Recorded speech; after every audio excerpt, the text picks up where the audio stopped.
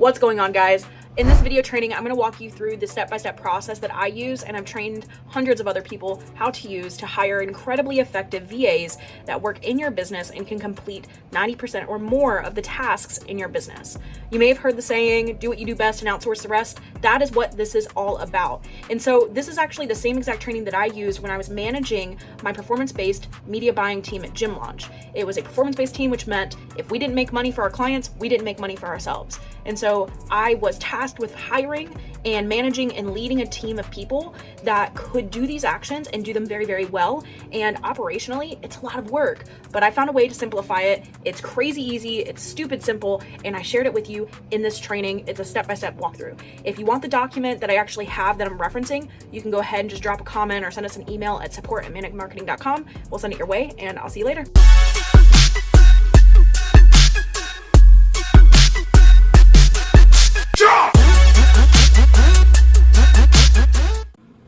What is going on, guys? My name is Hannah Newman, and in this training, I want to share with you the cheat codes that I use to recruit, interview, hire, and manage high-performing VAs on my team. So if you don't know who I am, just a quick backstory. I have personally managed more than $35 million in ad spend. I got my start when I first started working for Alex Hormozi back in 2018 or 2019, whenever that was, and I worked for him for about 3 years. During that time, I actually managed a high-performing 8-figure media buying team. We were able to produce 8-figure run rates in as little as 10 months, and we were able to do this because I was very, very strict and rigid about how I trained my team. Now, it might sound like it's going to be some crazy hard thing, but I feel like I was able to do this the lazy way and somehow still manage a very, very effective team. So I'm going to share with you how I did it and how you can replicate this, okay?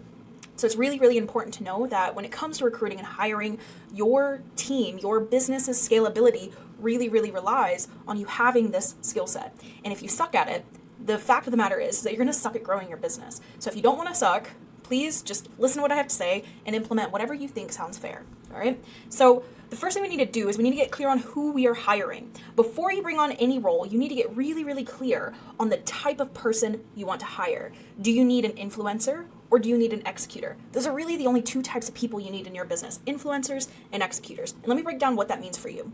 An influencer is going to be your manager. These are going to be the people that influence the employees to do the actions that they need to do in order to help your business achieve whatever goal that it has.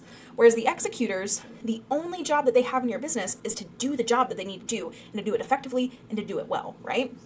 So you need to get clear on the type of person you need to hire first. A little pro tip here though, most of the people watching this video, if you're watching a video about how should I hire, chances are you don't need to hire an influencer. You probably need to do your first hire, which is going to be an executor role. I like to talk to the agencies that I kind of work with and provide coaching to. My rule of thumb is you don't really hire an influencer until you're making at least $50,000 per month consistently in your business. If you're making less than that, chances are you just need a lot more executors who are doing the jobs that you need them to do in order to build that consistent revenue.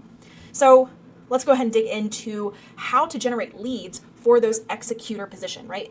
If you're familiar with marketing in any capacity, it's the same thing as lead generation. It's just we're applying it towards generating leads for viable executor candidates, okay? This video, the trainings that I'm going to talk about is specifically hiring executors or VAs, is what we hire them as. So my team, we've been able to hire our team of high performance VAs exclusively through Facebook groups. In fact, my favorite Facebook group is the High Level Virtual Assistant Hub. And yes, I am hiring through that even if I need somebody who doesn't even use or need to have skill sets and go high level. The reason why is because I find that most of the technical people there in the high level group are usually the highest just quality candidates available. So I have found that when it comes to hiring VAs, you really get one or the other. You can either find a technical person or a creative person. Unless you're paying for a higher level, like kind of tiered VA, you typically find that they fall in those buckets. Either somebody who's really good at tech or somebody who knows Canva like their back of their hand, right? That's kind of the bag that you get there. So when I'm going to go high level virtual assistant hub groups or groups similar to that, I'm just very, very clear about which skill set I'm looking for. I actually do this very, very simply by just posting in the group, and I make the post very direct and very clear about what my intentions are. In that post, I outline the job, what I need, and basically a call to action telling them how to move forward with the next steps. This is really important. This post is the most vital part of the hiring process because included in that CTA and that call to action, I'm telling them how to interact with me. And if they don't interact with me the way I've outlined for them to interact with me in my post, I don't hire them. That's my first layer of filtration. Is actually, are they listening to me? Are they doing the thing that I want them to do in the post? I'm about to show you my post template that I use, but just a quick note about this. Really, really important. Once you hire somebody, make sure you take this post down because you are going to get flooded whenever you do this. You are going to be flooded with message after message after message. So just make sure you turn it off as soon as you're done, okay? So let me show you the post. This is the very simple post that I've used time and time again with whatever variation of the different type of employee I need. So this is specifically how I hire for a ads media buyer. So I say the headline of the post says, now hiring for a full-time Facebook ads media buyer, check below for details. I put the role again right here as the Facebook ads media buyer, and then I start going through the requirements. So the first requirement, of course, is that they're fluent in English. I need to be able to properly communicate with them. The second requirement I typically have is that they have to have a proven experience running and maintaining high-performance service-based ads. If you're looking for an e-com media buyer, just switch that out for e-commerce ads. They must be moderately familiar with Go High Level. If you need a Go High Level expert, make sure that you indicate that. I need an expert level Go High Level expert. That's just really important if you need somebody that has a certain degree of experience with a specific platform. Must be able to make basic graphics with Canva, and must be able to work full-time for 40, 50 hours a week. So if you're looking for part-time employment, make sure you include all of this information. This is very, very important because hopefully at this point they're reading through this and they're checking off an internal box in their head saying, yes, this fits me. Yes, this sounds like me. Or no, it doesn't sound like me, and then they'll move on. All right, then we go to bonus points. I really like bonus points. This is just kind of like making them feel extra good if they are a good fit. So for me, experience in the salon and spa industry is a bonus. Video editing skills is a bonus, and funnel and web design is a bonus. It's not a requirement, but it is a nice to have. And then I go into compensation. I am very, very clear about the compensation. This is very important. I don't want to sugarcoat it, and I don't want to talk to people that are in my messages asking me for more than what I'm wanting and willing to pay. My compensation, I just say for whatever the role is, starting at $4 per hour with incentives based on performance. I have other videos and other trainings where I kind of talk about how to incentivize your employees, which you can watch that, but the incentives based on performance is important, okay? Now I talk about how to apply. There's two things that I include in this section. The first thing, the how to apply, is essentially the call to action, okay? So I tell them, send me a DM with a simple recorded video that shows your face and walk me through an ad account that you are currently managing. Talk through how you typically manage and run your ads on a day-to-day basis and what you're looking for in an employer. I want them to send me a thoughtful video that is kind of tailored to me so I can show, number one, that they're taking the time to actually invest towards completing something maybe of a higher value item for somebody that they're actually serious about working for. I want to get to know in this video, I want to listen to them, and I want to make sure I can understand them. It's really important. You want to be able to hire a VA that you can properly understand and work with. Otherwise, there's going to be communication and expectation issues. Okay. The other thing that I like to do is I like to do a bonus for them, which is bonus. If you have a portfolio of ads that you've managed in the past, send those over as well. These applicants will be prioritized. So if they have a portfolio of whatever I'm looking for and they send me the link to that portfolio, that is how I will prioritize them. And I make it very clear, like, you will be prioritized in my interviewing process. So anyways, that's very, very clear how I do it. Now in that post, you're going to have a lot of people saying, yes, I'm interested. Don't even respond to those people that comment. Literally only engage with people that send you a message with a video and or a portfolio link, right? Don't engage with anybody else. One of my most favorite employees actually sent me not only a video and not only his portfolio, but he sent me a website that he built for himself. And he had all of the previous clients that he worked with in the past who left reviews on his website. And so I was actually able to look at his website. You'll find a lot of VAs do that. So there are really, really high quality VAs out there. You just have to be willing to set the boundaries and not respond to everybody. Only respond to the people that are putting forth the quality in their reach outs with you, okay? So I don't entertain anybody who doesn't make a video. I'm only looking for those serious. This is another disclosure that I put at the very end of the post. So I make it really clear. I'm not going to entertain anybody who doesn't make a video. I'm looking only for serious candidates. And if you're unwilling to make a 5 to 10 minute video showing me why you're the right fit for the job, please don't DM me. So I'm very, very direct. And this post has been the post that I've used over and over and over and over again, and what I've educated and coached my clients on to use to find high performance VAs and just various other roles. So it's a really, really powerful post structure that just very clearly dictates what you need and how you need to get it. Okay. So we went over that already. You want to make sure, this is a really important thing I noticed as well, when there's like a difference in quality I noticed when I did this. So whenever I found somebody who was DMing me, if I watched their video and they were a good fit, I would immediately message them if I was working. I would immediately message them and be like, hey, I'm interested in discussing with you more. Do you have time to hop on a call in the next few minutes? If they were able to hop on the call right then and there, those were like some of my best hires. And the reason why is because they are showing me that they are readily available at, the drop of a hat. Those are the types of people I want in my business anyways, right? I want people who can be readily available and who can adapt and who can pivot quickly, and just being able to hop on the call like that quickly, that's always a good sign. So the sooner you can get them on a call, the better. The sooner you can try to get them there, the better. Okay.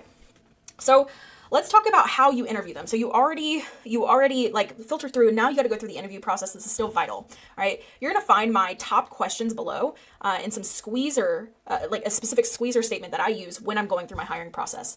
An important note here is that if the potential hire is late for any reason, I don't care what it is.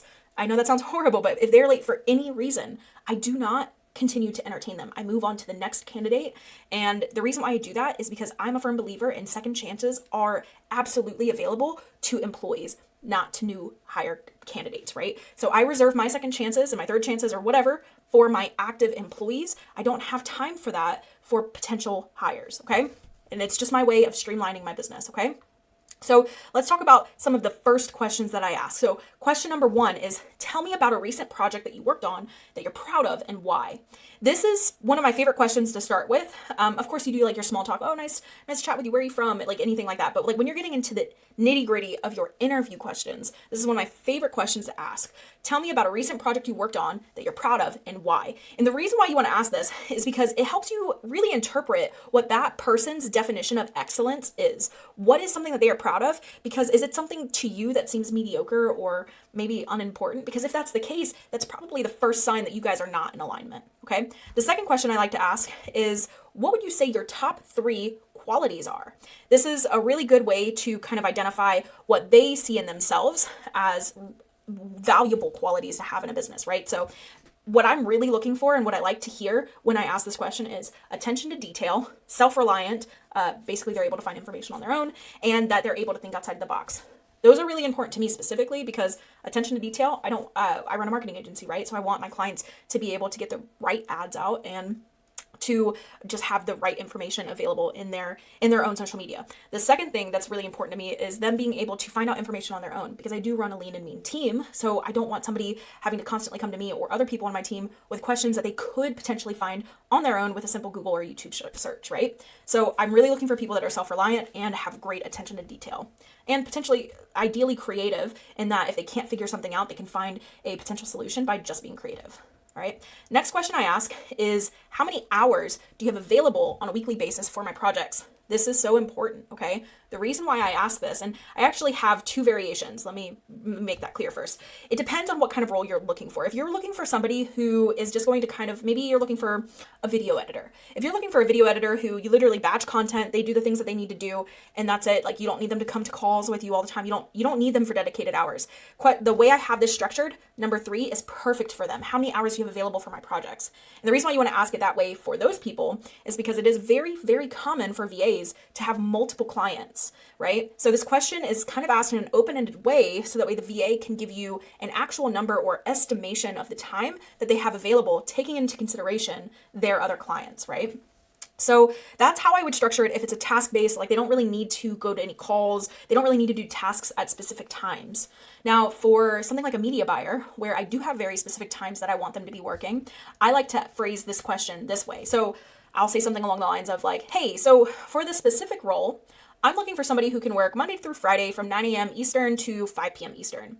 I need someone who can be fully dedicated to my team for projects and during those times. Does that schedule work with your current availability? And here, you just want a very clear yes or no. You want to let them know, like, these are the times I expect you to be available. Does this work? If it's no, full stop, just be like, sorry, it doesn't look like we're going to be a good fit together. And that's where the interview ends, right? Don't continue entertaining something if it's not a good fit. The time is really important. Again, I cannot emphasize this enough. VAs, it's very common for them to have multiple clients. And so if you need a very specific time for your employees, your VAs to work with you, you need to be able to get a firm yes or no from them and just confirm that there's no other conflicts as to why they wouldn't be able to support you, right? So these were my general questions. I want to move on now to questions that I typically ask if I'm looking specifically for a media buyer, right? So the first question I'll ask is I'll say to them, hey, can you tell me a little bit about your ads management experience? what platforms have you ran ads on, and for what types of services or products? This is really great to kind of ask this open-ended. I want to get them an idea. So if somebody were to ask me this, I'd be like, yeah, so I run a variety of B2B and B2C ads across Facebook, TikTok, Google. I run for mostly service-based. I have done e-commerce, but it's mostly service-based, trying to either book an appointment via a Zoom call or book an appointment for somebody to come into a brick and mortar location. That's kind of how I would phrase it. And I'm looking for something similar to that from my VAs, right? I want to get an idea of what they're doing. And so then the next question I ask them is like, hey, so can you tell me about one of your top performing campaigns? What was that niche and offer, and what made it successful? This is another great question to ask, because now I want to identify what their version of a successful ad campaign is, right? I want them to tell me whether or not they think that maybe a lot of ads or a lot of leads is a great result versus a lot of sales. I want to know, like, are they thinking about only the total leads, or are they thinking about ROI? Those are really good ways for me to kind of ask those questions and pull that information out. So what I would like for them to say is like, yeah, so if it's a perfect candidate, they're going to say something along the lines of, yeah, so I was running a campaign for the salon for a salon nearby, and when I was running the ads, we were able to get moderately priced leads, but what was really great is they had a 4-to-1 ROAS. That's what I'm looking for. That would be a top tier type of candidate answer. So just for me, it's a really good way of identifying what their version of a successful campaign is.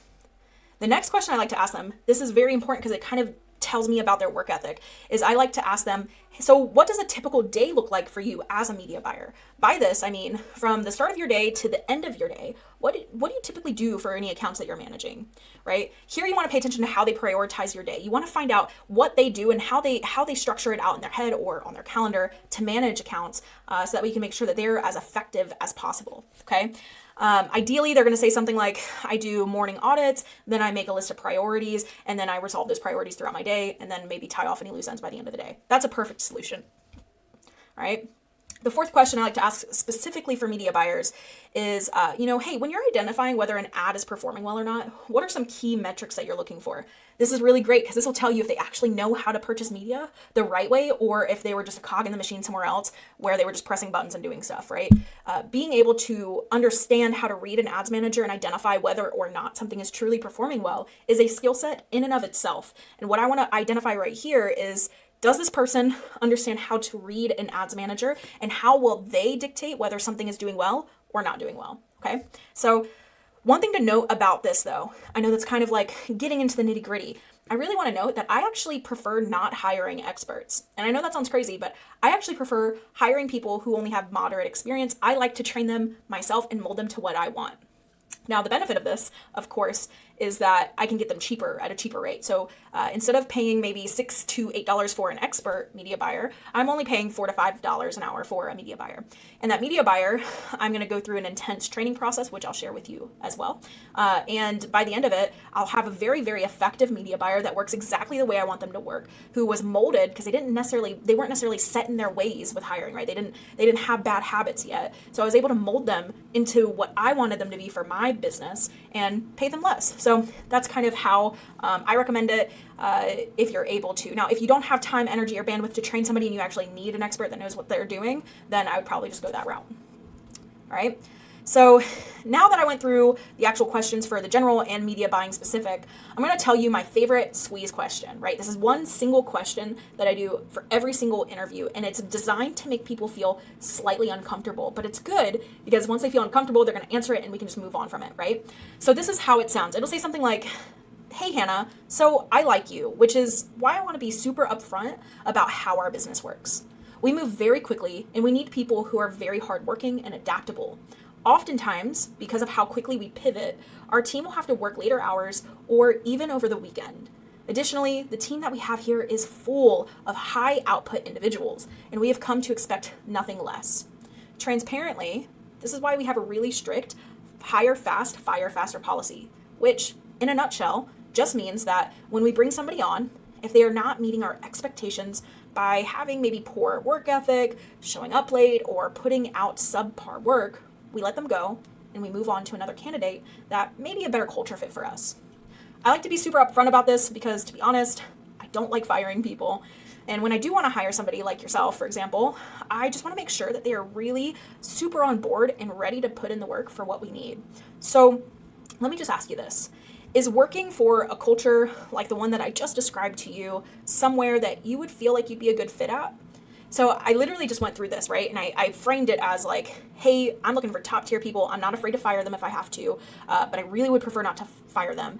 So let me ask you before we move forward, like, do you want to move forward with this? Are you understanding this? So you're being very clear about the level of work ethic that you are expecting, right? This kind of cuts through all of the other BS and false expectations, because if they say yes and you bring them on, they know full and well that when they come on board, they have to be ready to do the work or they're going to get the axe, right? This is just transparently how I hire and how I've hired for years. This was actually something that I learned from Alex Hormozi whenever I was working for Gym Launch for those 3 years. She taught me this whenever I was in the process of hiring my 8 media buyer team that went on to just be very, very high revenue generating teams, right? So this is probably the best piece of advice I ever implemented into my hiring process. The moment I did this, I noticed a substantial cut in people actually wanting to work with me, but it was fine because the people who did work with me, I didn't have to fire them as often. They came in to work ready to get shit done, right? So that is something I wanted to share with you as my most favorite piece of advice.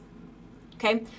Now we're going to move on to how to onboard these people, right? So you generated the leads, you got the VAs in the pipeline, you had your interview, you decided whether or not you wanted to work with this person, and now we need to actually onboard them. This is so important. Do not get lazy here, okay? This is the biggest mistake. I'm going to share with you the biggest mistake that I see when people hire VAs or hire any team members for that matter, which is trying to make a bazillion different SOPs before they even start, right? And if you can hang out with me, I'm going to show you how you can avoid that and still have very amazing hires, right? I know it sounds crazy, but when you're hiring your first 1 to 2 VAs, the chances are is that you really don't have things organized in your business to begin with, and you probably don't have a ton of time to make all of the SOPs anyways. SOPs are meant to kind of be a blueprint for the structure that already exists in your business. But if you don't have that structure, guess what? Your SOPs are going to be very, very, very ineffective. So I want to show you how you can get around that and still have amazing VAs, okay? Personally, for any role that I bring on, I never have an SOP ready for a new VA role, meaning the first time I hired a media buyer, I did not have an SOP for a media buyer. The first time I hired a graphic designer, I did not have an SOP for my graphic designer. The first time I hired a video editor, I did not have an SOP for them. I built these SOPs as I brought them on, okay? So let me show you what I did here.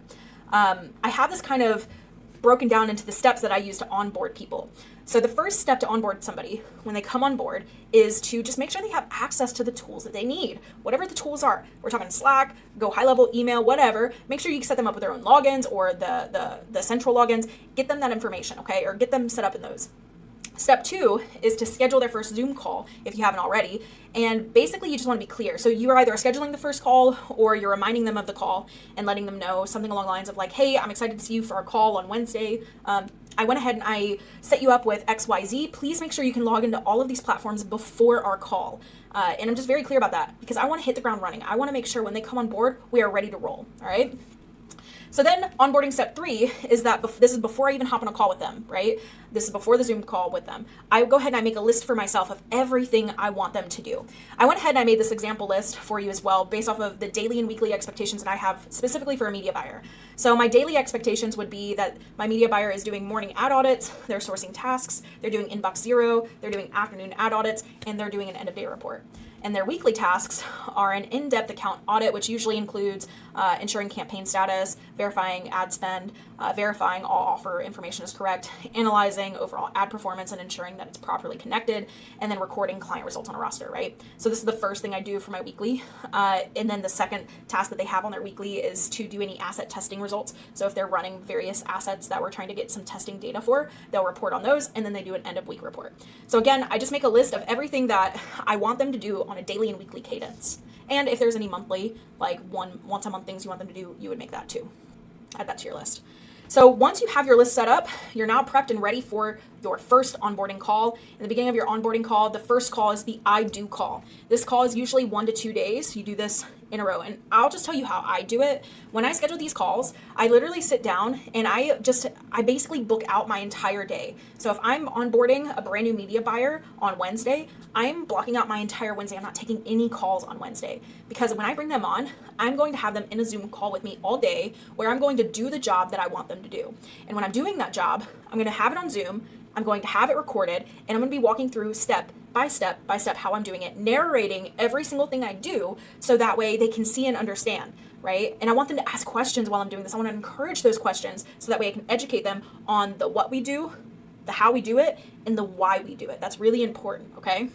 This is very essential for them understanding the proper expectations of what you want, and you want to record it because when you record it, we're going to use that recording later on, right? But when we record it, it's really important so that we can give it to them whenever we move over to the step 5, which is the Zoom call, the second Zoom call sets that they have, which is we do. So for the first Zoom call, the I do Zoom call, this is going to be their very first call with you, right?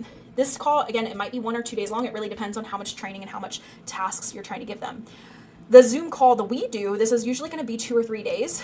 And what you're going to do here is you're going to give them all of the recordings that you have, right? So that way they can have those materials to train on. And you're still going to hop in a Zoom call with them. But this Zoom call, they're going to be doing all of the work. You are going to be muted and in the Zoom call, readily available if and when they need help. That's the price. That's how it works. And in this phase, you're just basically readily available if they need something, if they have questions, if something's not working the way it needs to work, whatever the situation is. This is the we do phase. They're doing all of the work. You were just there as backup, right? Now, step 6 is the you do phase. This is my favorite phase because this is where we're identifying if they're actually going to do it, right? So the first 2, I do and we do, that's usually your first week of training an employee, especially for a media buyer. That's usually the first week. The second week is the you do, and it's basically I do Monday through Friday. They're on you do mode. They do it themselves, but this is really important. It's probationary, which means they're not just getting free reign. After every major task that I have outlined on my daily list, right? After all of these major tasks, they're sending me a notification letting me know it's done. So after their first hour being logged in, they're letting me know, hey, I just finished my morning audit. Now I'm sourcing my tasks. Then a little bit later, hey, I just finished sourcing my tasks. Now I'm working on cleaning my inbox out. So that's kind of what they're doing here, but in the form of a notification to me, right? Because I don't want them to be heavily reliant on me to always have to be in a Zoom call. I want them to be able to send me questions and updates via Slack or whatever platform you use. So this is how I do the you do phase. Now, this is really important too to monitor like how consistent they are being. Are they actually doing these things? And the other side of it is you're able to go in and kind of spot check. Hey, I just finished clearing out my inbox. You're able to go in there and spot check the tasks that they completed, right? Or any responses that they manage. You're able to go back and check the quality of them as they do it. And that way you could correct them on best practices as you move through their training process, right? It's really important to know that during this phase, the you do phase, which is when the VA is doing it, it's really important to know that they're still in training. They're still going to make mistakes. So you have to spot check them and you have to follow up, okay? And then this is my favorite step. This is the bonus step. This is after I feel like they've completed it. So after their second week, they're done. Basically the third week, they're full you do without me having to be available as much, right? But what I do is I give them all the recordings from our calls that we had. And I tell them, great, it looks like we're a good fit. We're going to continue working together. I do need you to SOP out all of the stuff that you do. And this is how I'm able to hire them without me having to build an SOP, train them through Zoom calls.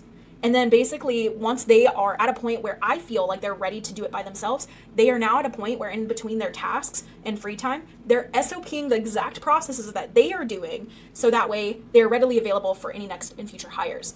This is really important. Whenever I was managing the 8 media buyers at Gym Launch and we had an 8-figure run rate marketing agency, everything was changing so quickly. I was managing this in the middle of COVID. Everything was changing so quickly and I could not keep up with all of the changes enough to SOP it.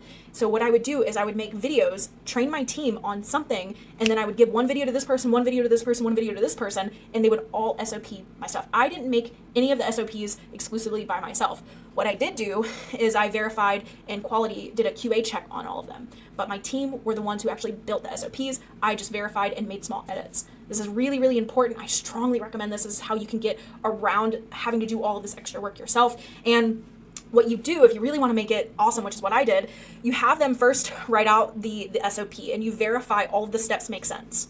Right? So let's say I ask them to make an SOP about what they should be doing during their morning audits, right? So they make an SOP, a written version. I make sure that all of the steps make sense, right? And then once I make sure that all of the steps are exactly accurate, then I say, great job. Okay, so now the next step, what I would like for you to do is add in screenshots for anything that they need to click on that corresponds to what they're doing. So they did the written version. Now they're going to add supporting screenshots for anything that needs to be referenced. And then they're going to give it back to me. I'm going to say, great, that's awesome, you got it. Next, I'd like for you to make individual micro training videos for each section. That makes sense. So obviously I don't want them making a video of them, be like, all right, now I'm going to click on this and video. No. So it'll be like a video of them going through the process.